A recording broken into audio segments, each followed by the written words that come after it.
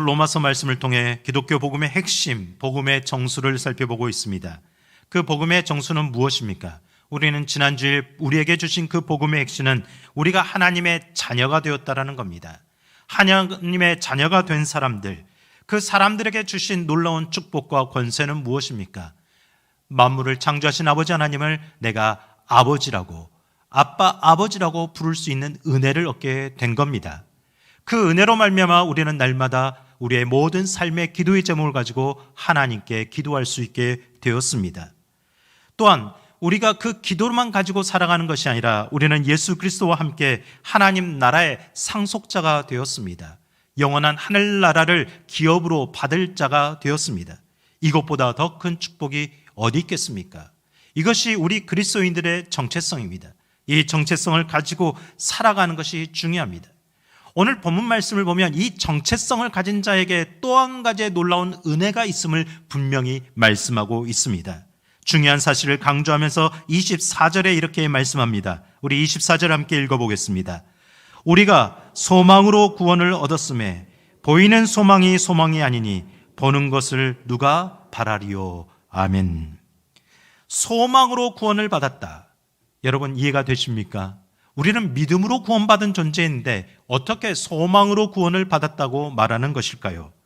이 말은 믿음으로 구원받은 자가 소망을 가진 자가 되었다라는 뜻입니다. 믿음이 소망을 이끌어낸다는 뜻입니다. 그러므로 우리는 예수 그리스도 안에서 소망을 가진 자가 되었습니다.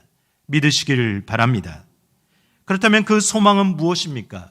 우리 눈에 보이는 현세적인 어떤 육체적인 잘됨의 소망을 넘어서 영원한 하나님의 나라를 바라볼 수 있는 소망을 가졌습니다. 이미 우리 마음에 하나님 나라가 임하셨습니다. 성령께서 그 하나님 나라를 품고 살도록 우리를 이끌고 계십니다. 그러므로 사랑하는 성도 여러분, 오늘 여러분에게 진정한 소망이 됨을, 그것이 무엇인지를 다시 한번 발견하는 시간 되기를 간절히 축복합니다. 한 주간 동안 삶의 지침과 어려움, 여러 가지 근심, 걱정, 고민을 가지고 이 자리까지 나오셨다면 그 모든 것을 소망이 되신 하나님께 내어드리며 그 하나님과 함께 더불어 풀어가시는 은혜가 저와 여러분들에게 함께 하시기를 간절히 축복합니다. 저는 이렇게 고백하고 싶습니다. 나는 소망으로 구원받는 사람입니다. 복음의 소망을 품는 사람입니다. 그러므로 우리는 복음이 주는 소망으로 사는 사람입니다. 할렐루야. 이 시간 성도의 교제를 나누며 우리 주변에 함께 예배드린 분들과 이렇게 인사를 나누겠습니다. 당신 안에 영원한 소망이 있습니다. 한 번 더 축복합니다. 당신은 소망의 사람입니다. 할렐루야. 소망이 보이십니까? 내 소망만이 아니라 주변에 계신 분들의 소망이 보이십니까? 소망이 보여야 됩니다. 우리 안에 소망이 보여야 됩니다. 우리는 이 한 성령 안에서 한 소망을 품기 때문에 한 교회로 모여 예배를 드리는 겁니다. 우리가 함께 품는 소망이 없으면 우리는 하나된 교회가 아닙니다. 사랑하는 성도 여러분, 하나된 마음으로 한 성령 안에서 목회자와 성도가 다른 소망을 품는 것이 아니라, 성도가 다른 소망을 품는 것이 아니라 우리가 한 소망을 품고 하나님 나라를 위해 달려가는 인생길 되기를 간절히 축복합니다. 그렇다면 우리는 어떤 소망을 품고 있을까요? 우리가 복음 안에서 품는 소망은 우리에게 어떤 역할을 할까요? 두 가지 오늘 생각하고자 합니다. 첫 번째, 복음이 우리에게 주는 소망은 비교 불가입니다. 비교 불가. 즉 현재의 고난과 미래의 영광에 대한 영적 지식을 갖게 하는데 그것이 비교 불가라는 뜻입니다. 18절 말씀 우리 함께 읽어보겠습니다.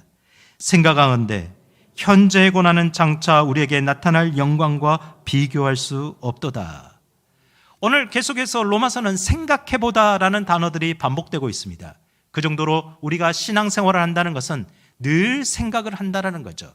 그런데 이 생각은 단순한 생각이 아닙니다. 헬라어로 로기조마이라고 하는데 이것은 내 생각을 깊이 생각해보고 이것이 맞나 저것이 맞나 저울질해보는 겁니다. 이것이 옳은가 저것이 옳은가, 이것이 더 큰가 저것이 더 큰가, 우리 안에 무엇이 더 크게 자리를 잡고 있는가 저울질 해보면서 생각하는 겁니다. 사도 바울은 어떻게 저울질을 했을까요? 사도 바울은 예수님을 만나고 은혜를 경험했습니다. 하나님의 자녀됨을 알고 나도 예수 한번 제대로 믿어보겠다, 이런 결심을 했습니다. 그래서 가는 곳마다 기쁨으로 복음을 전했습니다. 어떻게 해서든지 많은 사람들에게 복음을 전하고자 노력했습니다. 그럼에도 현실은 어떠했습니까? 우린 사도 바울의 인생을 너무나도 잘 알고 있습니다. 죽을 만큼 힘들었습니다. 가는 곳마다 억울하게 모함당하여 감옥에 끌려 들어갔습니다. 감옥에서 수없이 두들겨 맞았습니다. 죽을 고생을 여러 번 했습니다. 예수님을 믿고 복음으로 살아났는데 우리 안에 소망이 있다고 말하는데 현실은 늘 절망처럼 느껴집니다. 왜 이렇게 힘든 걸까요? 여러분도 분명 그런 삶을 경험해 보실 겁니다.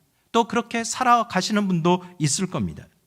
그런데 여러분, 오늘 사도 바울이 겪는 고난은 자신의 육신을 위해서 겪는 고난이라고 말하지 않습니다. 성경에서 말하는 고난은 하나님의 복음을 가진 자들, 그 복음을 위해서 살아가는 자들이 겪는 고난이라고 분명히 말하고 있습니다.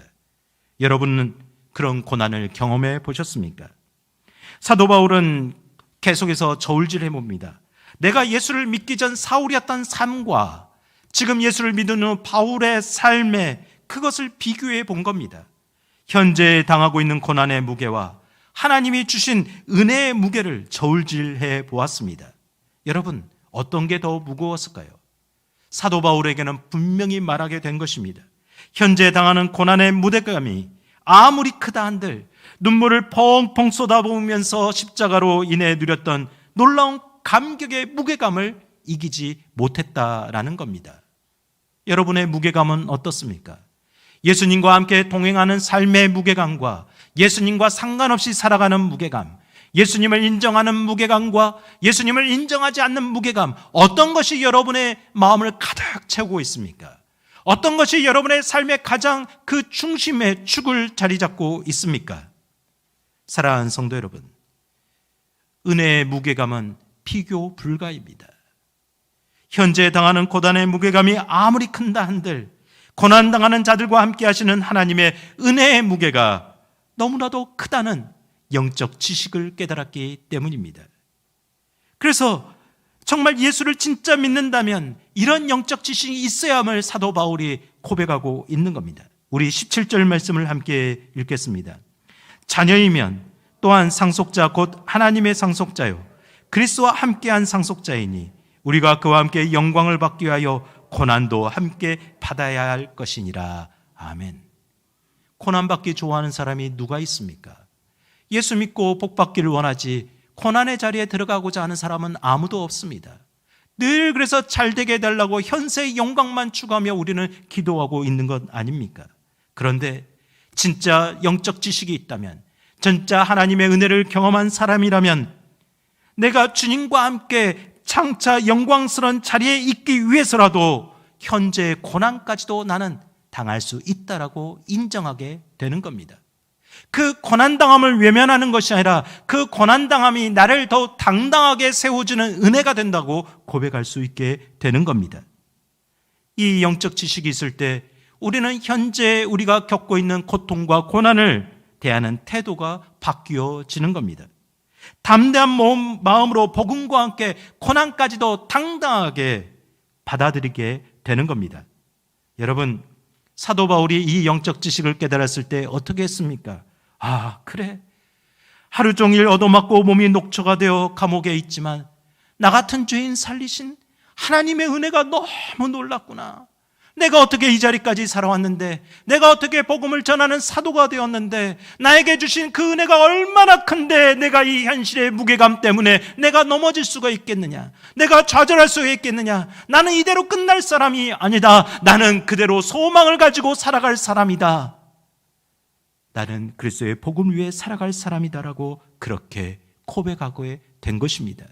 사랑하는 성도 여러분, 18절의 고백이 그냥 고백된 게 아닙니다. 우리보다 더 큰 고난 속에서도, 그 역경 속에서도 그 무게감을 이겨낼 수 있는 그 은혜의 무게감이 이 고백을 터져나오게 만든 겁니다. 여러분들은 예수님 때문에 이런 은혜의 감격이 터져나오고 있습니까? 바라기는 우리가 기도할 때마다, 현재의 고난이 나를 엄습해 올 때마다, 그 무게감이 무겁다고 느껴질 때마다, 나에게 남모를 고통이 있다고 눈물을 흘릴 때마다 하나님의 은혜의 무게감이 여러분을 사로잡기를 간절히 축복합니다. 오늘 위임식을 준비하면서 저의 삶을 다시 한번 곰곰이 돌이켜보게 되었습니다.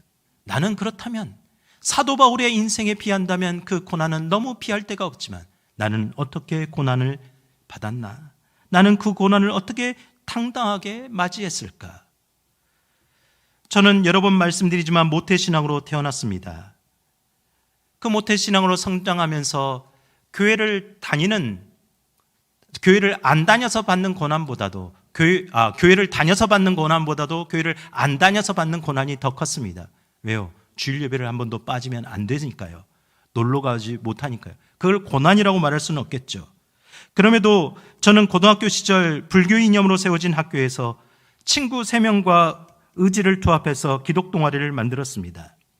점심때마다 학생 기도회를 진행했습니다. 선생님들이 공부는 안 하고 이상한 짓들을 한다고 얼마나 핀잔을 주던지 참 많이도 혼났던 기억이 납니다. 지난번에도 말씀드린 적이 있습니다. 고3 때 자율학습, 그때는 다 의무였습니다. 매일 저녁에 자율학습이 아니라 대학 진학률을 높이기 위해서 주일도 나와서 고3 학생들은 무조건 자율학습을 해야 했습니다. 그래서 담임쌤께 말씀드렸죠. 선생님, 저는 교회를 다녀와야 됩니다. 예배드리고 와서 자율학습에 참여하겠습니다.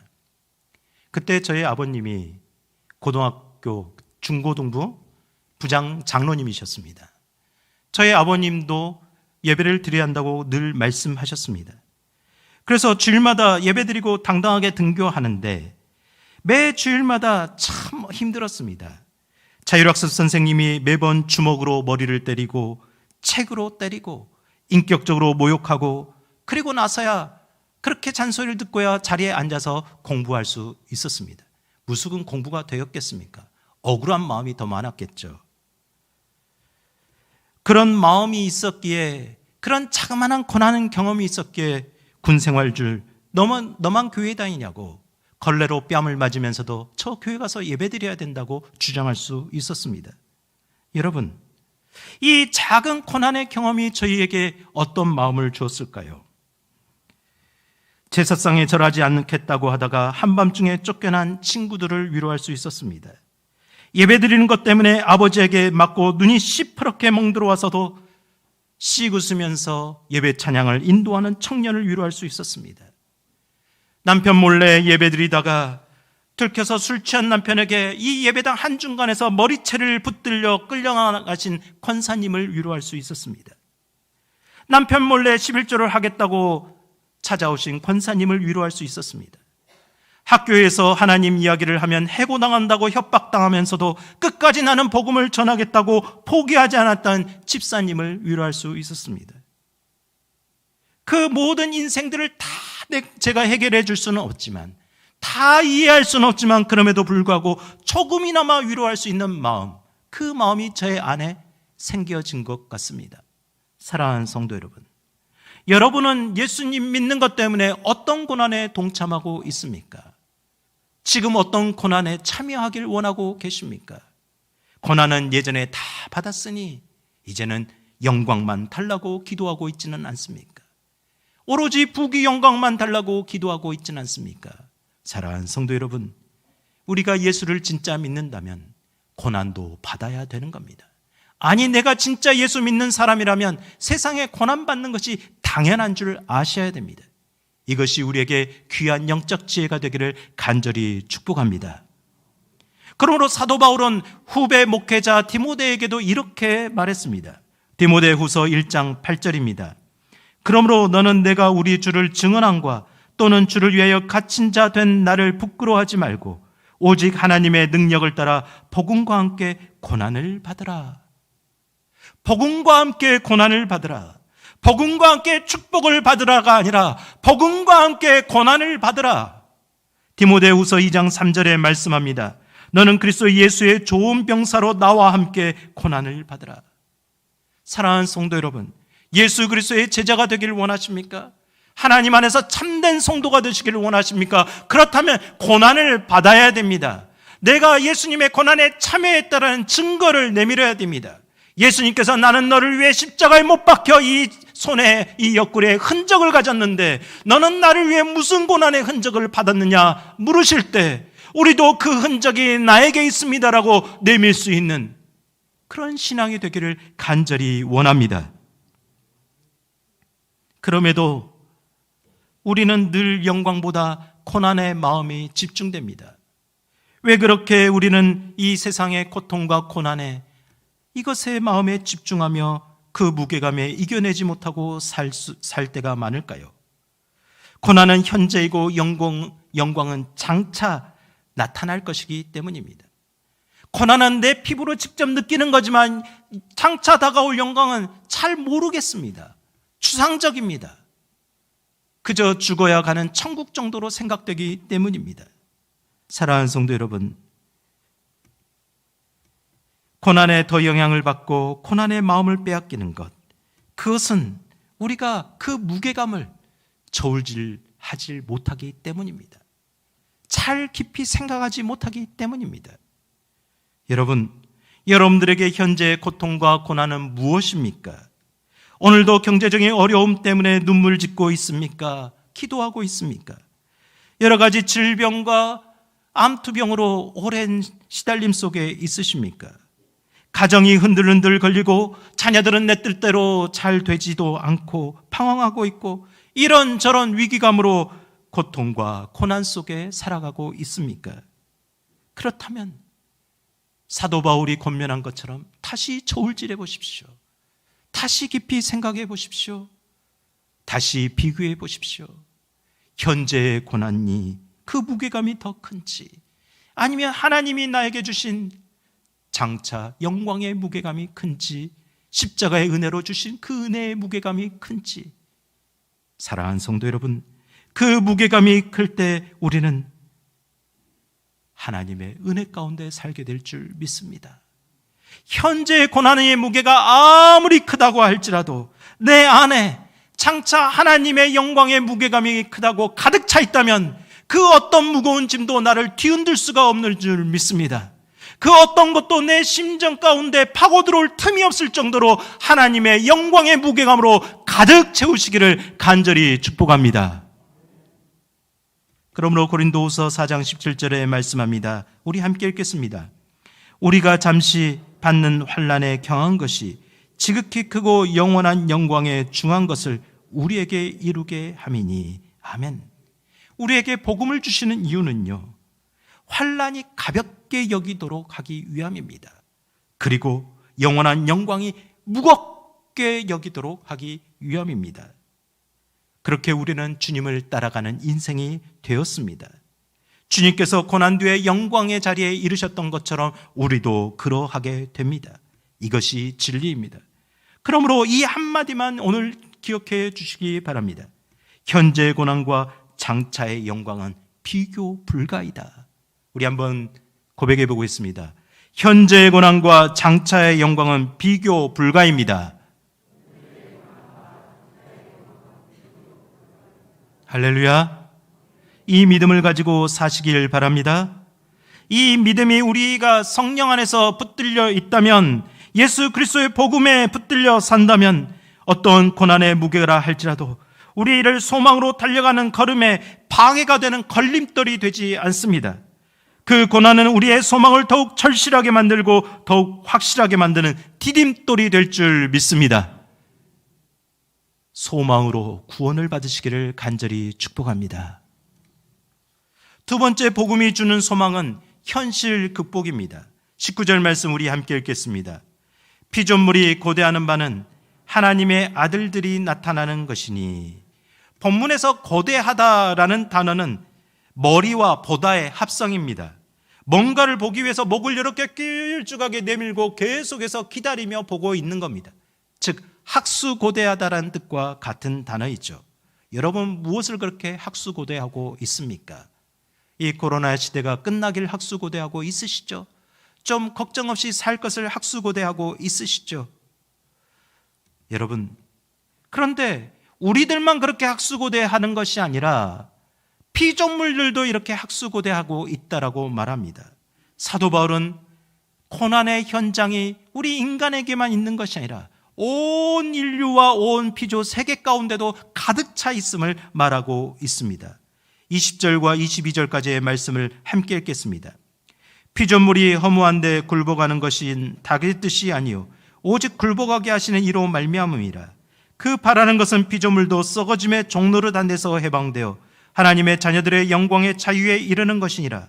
피조물이 다 이제까지 함께 탄식하며 함께 고통을 겪고 있는 것을 우리가 아느니라. 아멘. 피조물이 허무한데 굴복했다고 했습니다. 허무하다는 단어는 공허하다, 무익하다, 덧없다라는 것의 말씀의 의미입니다. 전도서에서 인생이 덧없다, 허무하다 했는데 그 인생들 뿐만 아니라 모든 피조물도 허무하다, 덧없다라고 말합니다. 이유가 무엇일까요? 첫사람 아담의 죄의 결과 사람들만 죽음으로 달려가는 존재가 된 것이 아니기 때문입니다. 모든 피조물도 생명의 연한이 있게 되었습니다.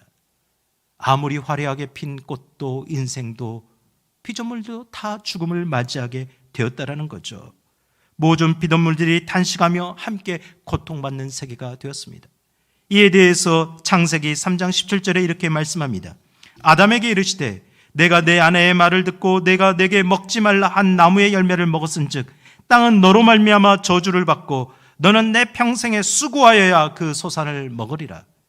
땅이 너희 인간으로 말미암아 저주를 받았다. 너희들 뿐만 아니라 이 피조물의 모든 것들이 다 저주를 받았다라고 선언하고 있습니다. 사람의 죄악 때문입니다. 사람의 욕심 때문입니다. 나만 잘 먹고 잘 살겠다는 그 탐욕 때문에 온 세상이 씨름하고 있습니다. 여러분, 이것이 어떻게 느껴지십니까? 피조물들의 이 탄식과 고난이 느껴지십니까? 느껴져야 됩니다. 기후학자들은 2019년까지 1.9도 지구의 온도가 상승했다고 발표합니다. 그것이 왜 중요할까요? 우리는 1.5도의 역습이라는 그런 보고를 늘 듣습니다. 여러분, 말하자도 여러분 다 알고 있잖아요. 세계에서 일어나는 기후현상, 각종 재해와 재난, 이 모든 것들이 기후의 변화, 온난화 때문에 일어나는 것 아닙니까? 그 중에 하나의 현상이 우리가 겪고 있는 코로나 시대입니다. 여러분, 코로나 시대에 대한 올바른 지식을 알아야 됩니다. 자꾸 이상한 소리에 현혹되어서 유튜브 방송만 막 듣고 이런저런 생각에 휘둘려서는 안 됩니다. 박쥐들이 원래 적도지방에 살았는데 기후가 따뜻해지니까 이 박쥐들이 올라오기 시작합니다. 그것이 첫 번째 걸쳐진 게 우한이었습니다. 박쥐들 안에는 여러 가지 바이러스가 있는데 그 중에 하나가 코로나 바이러스입니다.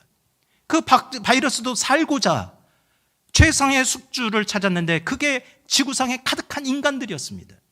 인간들이 가득해지니까 동물들에게 가지 못하고 한 인간에게 가고 그 사람이 여러 사람에게 전파되는 상황이 된 겁니다. 여러분, 피조물들의 탄식 소리를 듣고 창조 질서를 되찾지 않으면 우리는 이러한 시대를 또 살게 될 겁니다. 복음으로 사는 성도들의 태도는 이 탄소 배출 시대, 감축 시대, 이 모든 사회 현상, 이것들은 과학자들이나 하는 것이다, 환경운동자들이나 하는 것이다 치부하지 않는 겁니다. 내가 먼저 내 삶 속에서 우리가 실천하는 겁니다. 여러분은 어떻게 실천하고 계십니까? 오직 우리는 코로나 시대만 해결해 주세요. 빨리 경제만 회복돼서 잘 먹고 잘 살게 해주세요. 걱정하지 않게 해주세요 라고 우리가 기도만 하고 있다면 이것은 반쪽짜리 기도밖에 안 되는 겁니다. 하나님, 이 피조물이 탄식하고 있습니다. 그 이유가 무엇입니까? 우리의 죄악 때문입니다. 우리의 탐욕 때문입니다. 우리가 이 지구를 몸살을 앓게 하고 우리가 무너뜨리고 있습니다. 이러한 마음이 우리 안에 고백돼야 될 줄 믿습니다. 여러분, 하나님의 뜻이 무엇일까요? 하나님의 뜻은 고통과 탄식으로만 끝나는 것이 아닙니다. 그래서 21절에 그 바라는 것은 이라고 말하는데 그 바라는 것은 이라는 단어와 24절의 소망이라는 단어가 같은 단어입니다. 즉 바라는 것이 소망이라는 뜻이죠. 그래서 세번역 성경에서 그러나 소망은 남아있습니다 라고 번역을 하고 있습니다. 누구에게 소망이 남아있습니까? 우리 모든 사람들에게 소망이 남아있습니다. 모든 인류의 소망이 남아있습니다. 피조물들에게도 소망이 남아있습니다. 그 소망이 남아있는 것은 무엇을 위함입니까? 사람들이 회개함으로 하나님 앞에 돌아오게 하는 것입니다. 그래서 그 하나님께서는 피조물들의 탄식을 통해서 우리의 교만한 마음이 버려지고 우리가 하나님 앞에 온전한 사람으로 살게 하기 위한 것입니다. 하나님은 이미 첫사람 아담이 범죄했을 때부터 그 소망을 우리에게 주셨습니다. 그 소망이 어떻게 표현될까요? 사도 바울은 영적인 탄식으로 표현된 겁니다. 그 영적인 탄식이 우리 안에 멈추지 않을 때 우리가 변화되고 피조물이 소망을 얻게 되기 때문입니다. 23절 말씀 우리 함께 읽었습니다. 그뿐 아니라 또한 우리 곧 성령의 처음 익은 열매를 받은 우리까지도 속으로 탄식하여 양자될 것 곧 우리 몸의 성량을 기다리느니라. 아멘. 여러분, 피조물들이 소망을 얻게 하는데 우리가 탄식하며 양자될 것 곧 우리 몸의 성량을 기다리라고 말씀합니다. 우리는 완전한 구원의 첫 열매를 그것을 이미 받은 자입니다. 밭에 씨를 뿌릴 때 수확을 이미 보장받고 우리는 밭에 씨를 뿌립니다. 나무를 키울 때 그 꽃과 열매를 보장받고 키우는 겁니다. 그것이 없으면 우리는 할 수 없는 거죠. 그러므로 이와 같이 성령을 받은 우리는 완전한 구원이 우리에게 있음을 확신하고 우리는 구원의 여정을 살아가고 있습니다. 그럼에도 그 과정 가운데 우리는 늘 연약함을 경험하고 탄식하게 됩니다. 사도 바울이 오라 나는 공고한 사람이로다. 이 사망의 몸에서 누가 나를 건져내랴. 늘 탄식하면서 하나님 앞에 섰습니다. 사랑하는 성도 여러분, 제가 계속해서 말씀합니다. 우리 안에 영적 탄식이 살아있어야 됩니다. 날마다 그 영적 탄식이 있을 때 우리의 하나님 안에서의 소망이 우리에게 회복될 줄 믿습니다. 소망이 회복되길 원하고 계십니까? 영적 탄식이 우리에게 있어야 됩니다. 우리에게 있는 탄식은 두 가지로 일어나야 됩니다. 한 가지는 내게 아직 남아있는 죄의 본성에 대해 탄식해야 됩니다. 내가 마땅히 해야 될 것은 하지 못하도록 방해하는 이 본성이 들끓고 있음을 알고 있어야 합니다. 내가 사랑하지 못하고 미워하는 것을 하게 만드는 죄악의 본성을 바라보며 탄식해야 됩니다. 더불어서 죄로 물든 이 시대를 바라보며 탄식해야 됩니다. 누구의 책임이 아니라 우리의 책임으로 이 세상이 분열되고 갈등하고 전쟁을 일으키고 피조물이 탄식하게 되는 이 현장을 바라보며 우리 그리스도인들이 탄식을 해야 됩니다. 우리가 얼마나 탄식하는지에 따라 우리가 얼마나 소망을 기다리는지 반영하는 지표가 됩니다. 여러분은 얼마나 탄식의 기도를 드리고 있습니까? 여러분, 우리는 어떻게 탄식해야 될까요? 우리는 구약에서 이스라엘 백성들이 가나안 정복 과정을 분명히 듣고 보았습니다. 그들이 여리고성을 승리한 뒤에 의기양양하게 아이성을 공격하다가 패배했습니다. 그때 여호수아가 어떻게 이야기했습니까? 7장 5절에 이렇게 말씀합니다. 아이 사람이 그들을 36명쯤 쳐 죽이고 성문 앞에서부터 스바림까지 쫓아가 내려가는 비탈에서 쳤으므로 백성의 마음이 녹아 물같이 된지라. 여러분도 세상 살다 보니 여러분의 마음이 물같이 녹는 경험을 얼마나 많이 합니까? 그런데 이 일의 원인, 구약의 원인은 한 사람의 범죄 때문이었습니다. 아간의 탐욕, 아간의 욕심 때문이었습니다. 그때 그 욕심을 발견하고 여호수아와 지도자들이 보여주는 태도는 어떠했습니까? 6절에 이렇게 말씀합니다. 여호수아가 옷을 찢고 이스라엘 장로들과 함께 여호와 궤 앞에서 땅에 엎드려 머리에 티끌을 뒤집어 쓰고 저물도록 있다가, 아간이 범죄했으나 그는 회개하지 않았습니다. 그는 탄식하지 않았습니다. 오히려 여호수아와 장로들이 하나님 앞에 탄식했습니다. 목회자와 장로들이 성도들을 대신해서 탄식했습니다. 세상의 탄식을 위해서 성도들이 하나님 앞에 탄식했습니다. 8절에 말씀합니다. 주여, 이스라엘이 그들의 원수들 앞에서 돌아섰으니 내가 무슨 말을 하리오리까? 나는 잘했습니다. 나는 잘못이었습니다. 나는 죄가 없습니다라고 말하지 않았습니다. 모든 것이 내 잘못입니다. 그 모든 것이 내 탓입니다. 나의 책임입니다. 여러분, 우리가 하나님께서 주신 그 소망의 은혜를 안다면, 하나님, 저 사람 때문입니다, 저 사람 잘못입니다 라고 말하지 않습니다. 나 때문입니다. 내 탓입니다. 나의 책임입니다. 내가 단식하겠습니다. 하나님 앞에 이런 마음으로 무릎 꿇어야 될 줄 믿습니다. 그 단식이 일어날 때 그 결과는 무엇입니까?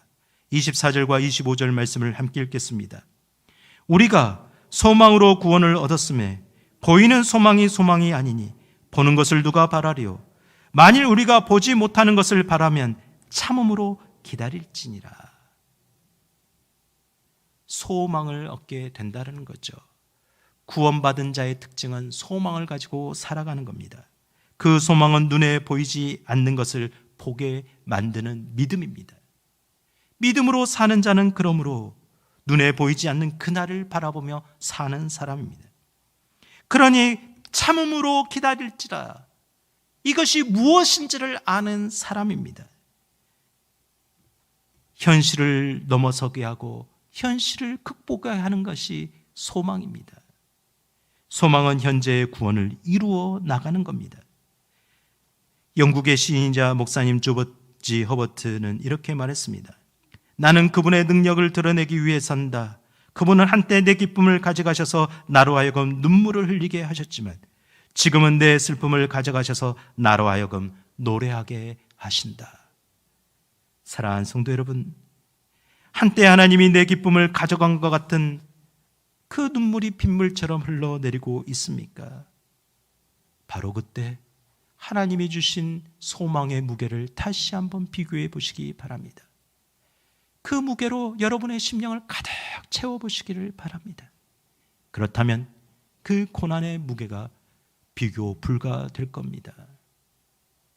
그리고 그 은혜의 무게는 나에게 현실을 극복하게 하고 이끌어가는 원동력이 될 것입니다. 장차 다가올 영광을 기다리며 갈망하는 자, 참음으로 기다릴지라는 것이 무엇인지 알고 살아가게 됩니다. 탄식과 고통이 따라오는 현실, 그럼에도 불구하고 그 고통과 고난을 한 번이라도 더 넘어갈 수 있는 힘을 얻게 될 줄 믿습니다. 이 말씀을 다시 한번 새기시고 여러분의 심령 가운데 가지고 지니시고 살아가기를 간절히 축복합니다. 그러므로 마지막으로 이렇게 고백해 보십시오. 복음이 주는 소망은 우리 삶에서 일으키는 놀라운 기적입니다. 복음이 주는 소망은 현실 극복입니다. 이 은혜가 저와 여러분들을 살아가게 하는 원동력이 될 줄 간절히 축복합니다. 우리 함께 기도하십시다. 하나님, 오늘도 하나님 앞에 나왔습니다. 그저가는 심령 되지 않게 하시고 복음의 은혜가 내 마음을 가득 채우게 하여 주시옵소서. 복음이 주는 소망이 내 모든 심령을 지배하고 가득 채워가게 하여 주시옵소서. 때로는 나를 뒤흔드는 고난을 만날지라도 그 복음이 주는 소망으로 이겨나가게 오니 주님, 현실을 극복할 수 있는 힘을 얻게 하옵소서. 이겨낼 수 있도록 도와주시옵소서. 우리의 소망을 담아 하나님 앞에 우리 간절히 합심하여 기도하겠습니다. 걸어가시고 내려오신 아버지 하나님, 이 시날 주님 앞에 다시 한번 우리의 마음의 소망을 담아 기도합니다. 주님, 이 세상은 우리에게 늘 절망입니다. 늘 고통입니다. 고난입니다. 우리에게 소망이 없도록 살아가면 우리를 늘 뒤흔듭니다. 주님, 그러나 오늘 우리는 다시 한번 깨달았습니다. 하나님께서 주시는 소망이 우리 안에 있을 때, 복음이 있을 때 우리에게 그 놀라운 은혜가 회복됨을 우리는 다시 한번 들었습니다. 주님, 이것이 단순한 지식이 되는 것이 아니라 우리의 삶을 견인해가고 우리의 삶을 이끄는 소망이 되게 하소서. 주님, 하나님의 소망은 비교 불가입니다. 하나님의 은혜는 비교 불가합니다. 그 어떤 것도 그 소망을 빼앗아갈 수가 없고 뒤흔들 수가 없습니다. 주님, 이 마음을 가지고 살겠습니다. 주님, 현실은 내 힘으로 어찌 극복하겠습니까? 우린 늘 넘어집니다. 늘 좌절합니다. 너무 쉽게 소망을 잃어버리는데, 주님, 성령 하나님, 복음으로 소망을 주시옵소서. 복음으로 소망을 품게 하옵소서. 소망으로 구원을 얻는 은혜가 날마다 경험되게 하옵소서. 주님, 우리를 이끌어 주시옵소서. 주님 앞에 이 모든 것을 드리오니, 고난을 당할 때, 그 고난에 직면할 때 당당하게 그 고난까지도 맞이할 수 있도록, 주님, 그것을 겪어갈 수 있도록 인도하여 주시옵소서. 이 모든 말씀 우리를 구원하신 예수 그리스도의 이름으로 간절히 기도드리옵나이다.